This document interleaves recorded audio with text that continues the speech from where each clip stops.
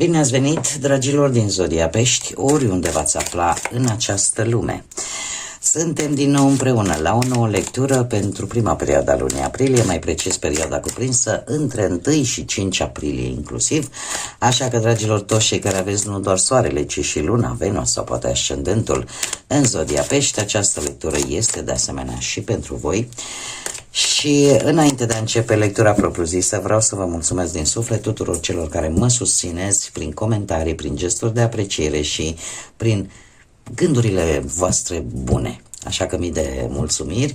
Pentru cei care sunteți pentru prima dată aici pe canal, bun venit, și dacă la finalul acestei lecturi simțiți că ați rezonat sau că v-a plăcut ceva, nu știu, poate claritate, poate v-a adus ghidare, eu vă invit oricum cu mare drag să vă abonați și desigur să susțineți acest canal printr-un simplu like.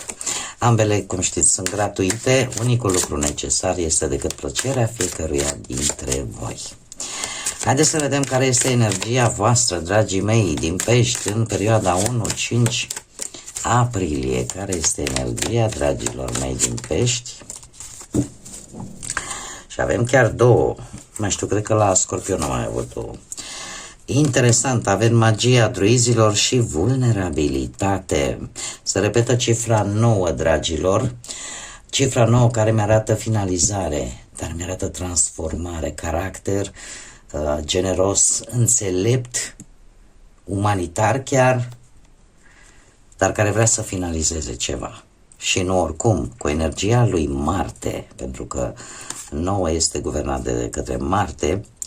Așa că deciși, curajoși, poate că totodată impulsivi, o să vedem, dar sunteți hotărâți pe acțiune, sunteți hotărâți pe energie. Ce ne spun de fapt aceste două energii? Și aici chiar vreau să fiți un pic atenți. Această energie îmi vorbește de precauție. Aveți grijă ce vorbiți, cui spuneți ce spuneți, felul în care o spuneți. Pentru că ori puteți fi interpretați greșit față de ceilalți și asta vă poate face pe voi vulnerabile, așa cum bine vedem. De asemenea, felul în care voi vă exprimați ceea ce simțiți, emoțiile, sentimentele, părerile, ideile în fața celorlalți, se pare că vreți să o faceți cu inimă deschisă, este adevărat. Dar în același timp aș spune că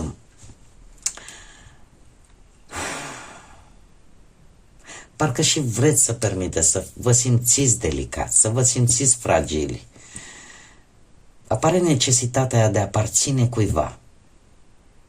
Sau, nu știu, poate nu cuiva, poate într-un anumit loc.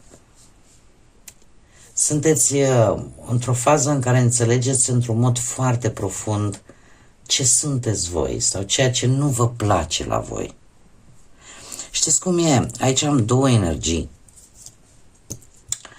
Am două energii, una care este războinică, una care îți dă curaj, care vrea să facă lucruri, care vrea să înfrunte obstacole. Și am una care în același timp vrea să-și arate bucuria, vrea să-și exprime creativitatea, să fie vesel, să fie sociabil, să-și exprime deschis emoțiile, ideile. Arată dorința voastră de a crea, dar și de a vă exprima. Sunt un pic în antiteză aceste energii, să știți. Chiar sunt un pic în antiteză. Oricum, dacă ar fi să le combinăm, aș spune că, într-adevăr, dorința voastră de a vă simți că aparțineți cuiva, că cuiva îi pasă de voi. Totuși, încercați să o canalizați într-un mod constructiv pentru voi și țineți cont și de această energie de a nu, cum să spun eu, de a nu vă deschide chiar așa oricui, oricum, și să vă păstrați totuși un pic de precauție. Pentru că puteți fi înțeleși greșit. Puteți crea o impresie despre voi care nu are legătură cu voi. Haideți să dezbatem un pic și să vedem ce ne spune tarotul. Ce vine pentru dragii mei din Pești în perioada 1-5 aprilie? În afară de 9, de 39, mai avem și 12 sau 3, care, nu știu, cifre care pentru voi poate să aibă o anumită însemnătate. Haideți să vedem.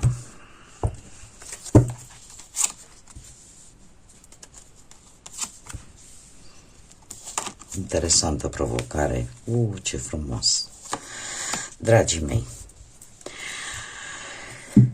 provocarea pentru voi este un 4 de bâte, stabilitate în ceva, în viața voastră.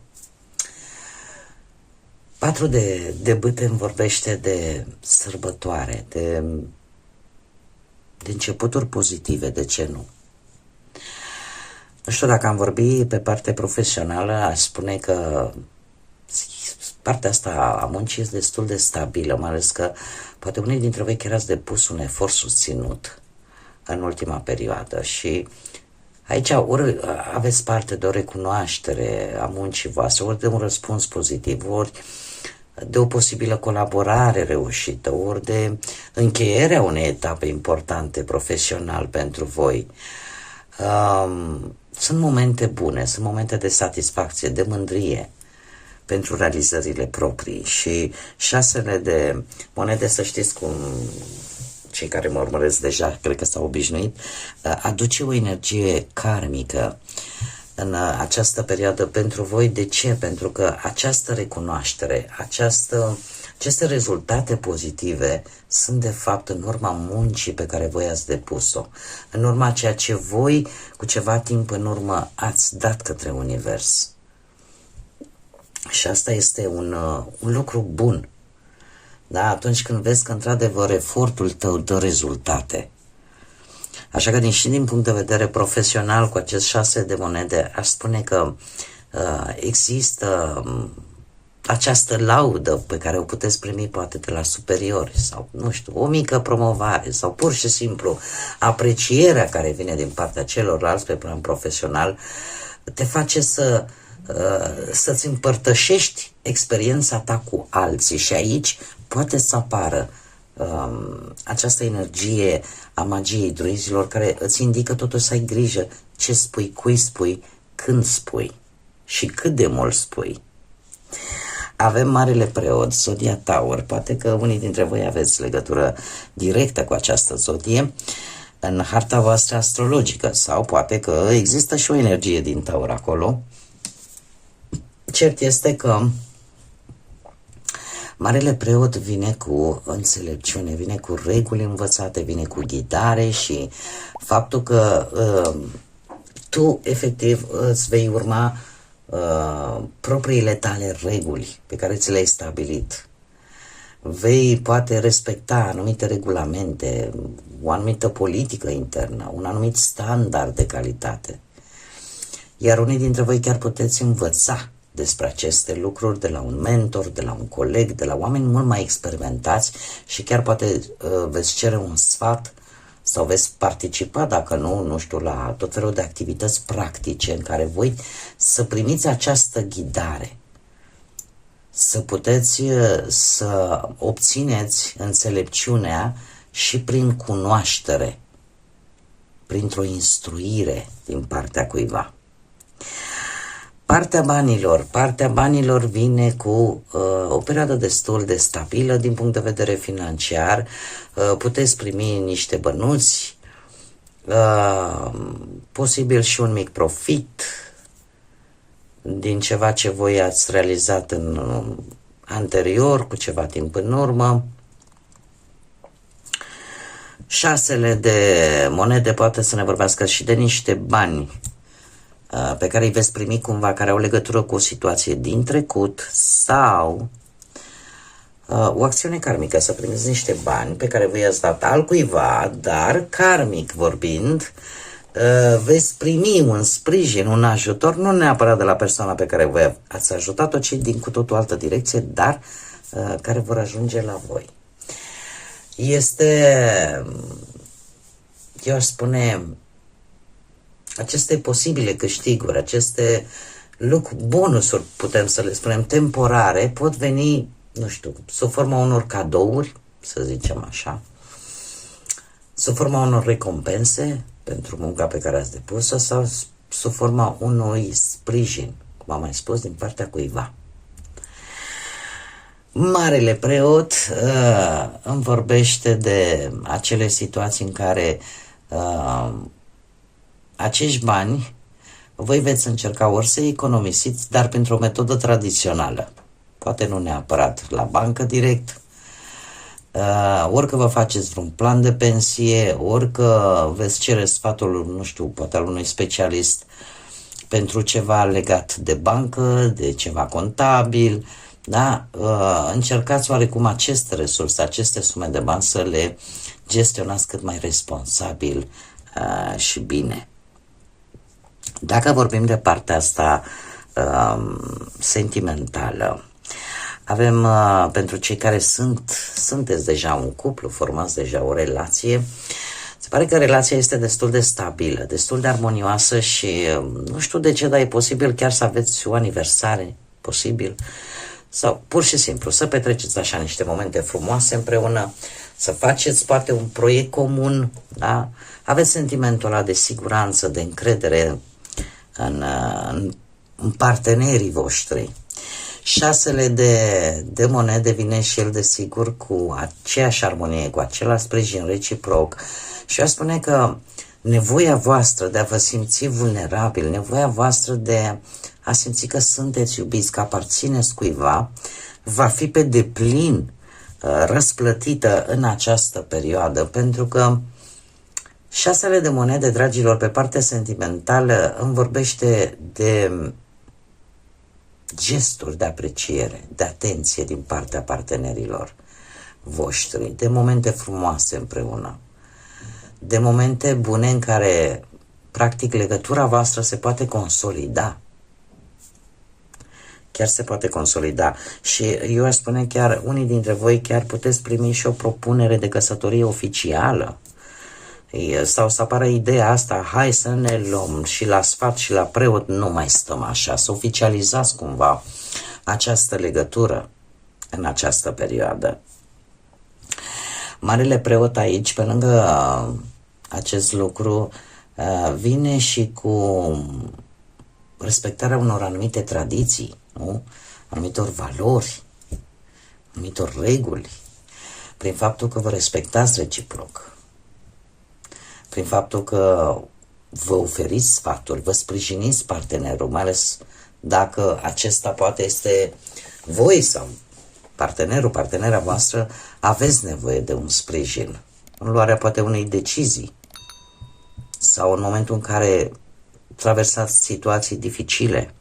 Să știți că în general așa nu este, chiar nu este o energie rea. Așteptările pe care voi le aveți și energia cu care voi intrați în această perioadă, eu zic că se va completa foarte bine, cel puțin cu energiile pe care eu le văd aici. Cei singurei, voi, dragilor, aici probabil că trebuie să-mi fac un obicei în care să spun, cu toate că asta ar trebui să se deducă. Am anumite persoane care îmi spun, mie nu mai trebuie, ce nu mai trebuie mie, că a fost, eu vă înțeleg și pot înțelege că ați traversat poate relații complicate, dureroase, cu sfârșit dureros. Dar eu îmi fac datoria să vă spun energia cărților. Depinde de voi dacă vreți sau nu mai vreți să aveți relații în viața voastră. Știți cum e? Nu aruncați cu pietre în mesager. Depinde foarte mult ce faceți voi cu viața voastră în intimitatea voastră. A mie acest 4 de bâte îmi arată de fapt că e un moment bun. Uite, dacă vreți să începeți o relație nouă, să vă bucurați de cum să spune, de întâlnirea cu persoane care, la fel ca și voi, caută armonie, caută siguranță în relație, să mergeți la diferite evenimente importante sau nu și să aveți acest prilej de a întâlni oameni noi. Asta reprezintă această carte. Că ce faceți voi, că nu mai vreți sau că mai vreți, este decizia voastră. Șasele de monede, de asemenea, îmi spune că puteți primi sprijin, puteți primi atenție din partea cuiva sau mai multor persoane. Cineva care încearcă să vă ajute, cineva care deja face anumite gesturi de afecțiune față de voi și chiar puteți avea mici întâlniri de-astea banale, cotidiene, dar plăcute. Da? E un moment bun în care voi pur și simplu să vă bucurați de aceste conexiuni. Și în felul ăsta să faceți în așa fel încât lumea să aprecieze bunătatea voastră, să aprecieze faptul că felul vostru de a gândi, de exemplu. Marele preot vine și el, desigur, cu ideea asta, totuși, că poate ar trebui aduce această energie, da? Dacă tot cauți o relație, să fie una stabilă, să fie una poate bazată pe valori comune, în care fiecare partener să aibă cam aceleași principii, aceleași credințe, cumva, da? Și să vă folosiți timpul acesta tocmai în a vă clarifica poate propriile voastre valori, până la urmă să vedeți exact ce așteptări aveți de la o relație. Iar surpriza pentru voi, dragilor din Pește, în această perioadă este un paș de cupe. Noi începuturi, poftim, noi începuturi posibile, noi începuturi sentimentale pentru cei care sunt interesați. Și eu aș mai spune că e un mesager. Pajii sunt mesageri și sunt mesageri în mare parte al veștilor care emoționează. Pe lângă acele începuturi sentimentale, vorbim de sensibilitate și am văzut deja această energie, vorbim de intuiție, am văzut-o și pe asta.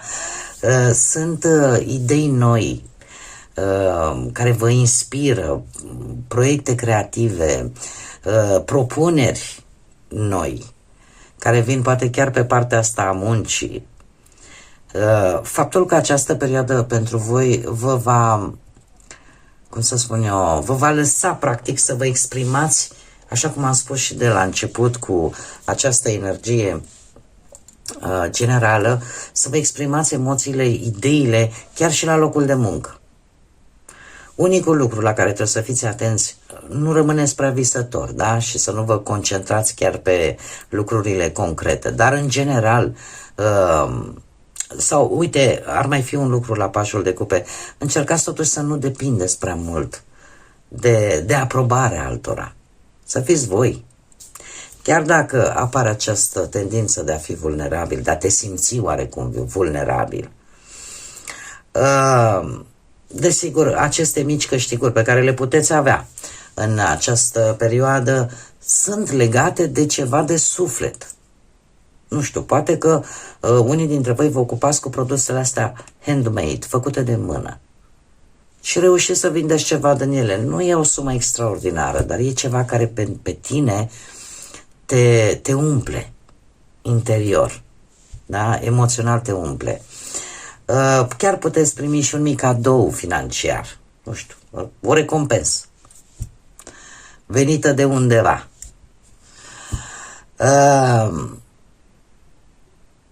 Nu știu ce aș mai putea să spun. Uite, pentru cei care sunt într-un cuplu, în perioada asta chiar va fi o surpriză pentru voi să primiți așa tot felul de mesaje, de gesturi romantice, total neașteptate. O surpriză pentru voi. Sau poate chiar o invitație surpriză de a petrece timpul împreună. Sau poate că, uite, vă vine vouă sau îi vine partenerului, partenerei voastre să vă facă tot felul de declarații de iubire, de afecțiune. Asta nu face altceva decât să reînnoiască legăturile, conexiunile.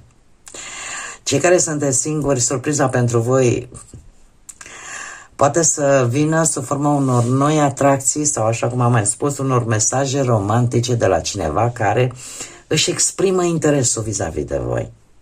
Și chiar poate să vă și invite la un eveniment social, dacă mă întrebați, sau să vă întâlniți. Da, este un moment în care, va depinde de voi, dacă vă doriți sau nu vă doriți acest lucru, dar este o perioadă tare bună în care voi să fiți deschiși la noi experiențe, să vă urmați intuiția, cu singurul avertisment, să aveți grijă totuși, nu dați chiar tot din casă. Da? Și nu oricui. Haideți să vedem acum și ce mesaj angelic am pentru voi, dragilor din Pești, în această primă perioadă de aprilie, și îl avem pe Nitahayah, care spune așa: ai grijă la semne și la simbolurile pe care le vezi, pentru că noi îți oferim o nouă înțelepciune. Aici, dragilor, probabil că trebuie să fiți, nu trebuie să fiți neapărat, cum să spun eu, să te gândești acum, păi măi, numai la ora 11 și 11, m-am uitat la ceas, gata, să pune. Nu, când se întâmplă chestia asta, pur și simplu, întâmplător. Ce se poate întâmpla, nu știu, să fii într-un mijloc de transport și să te uiți pe geam și dintr-o dată să sară o cifră, 22, 33, 44, în mod repetat. Uitați-vă că e nenea Google-ul care ne dă toate informațiile, să vedeți ce înseamnă din punct de vedere spiritual acest mesaj. Deci asta vrea să ne spună Nitahayah, că trebuie să fiți atenți la semne, la simboluri. De asemenea, nu știu, faptul că, uite, mie mi s-a întâmplat, să știți, chiar în această iarnă, chiar dacă eu mă aflu într-o zonă în care iarna nu e ca în România, plină de zăpadă, și nici ca în alte zone, dar totuși este frig. Și o să rămâneți surprinși, dar chiar m-am trezit cu un fluturaș. Mă dau un fluturaș din acela mare, galben cu negru, așa, și cu niște aripi, care efectiv se pusese chiar la geamul meu. Ăsta este un simbol. Ce înseamnă, în cazul meu, înseamnă procesul de transformare. Da? Dar nu e vorba de mine, e vorba de voi. Deci, fiți atenți la aceste simboluri, la aceste semnale, pentru că ele vor să vă comunice ceva cu siguranță important. Bun, dragii mei, cam atât am avut pentru voi, pentru această primă perioadă de aprilie. Mă bucur că ați fost alături de mine și vă mulțumesc în același timp. Iar până la următoarea noastră revedere, nu uitați, suflete frumoase, să zburați înalt și să lăsați ca credința, lumina, pacea, iubirea să vă însoțească la fiecare pas.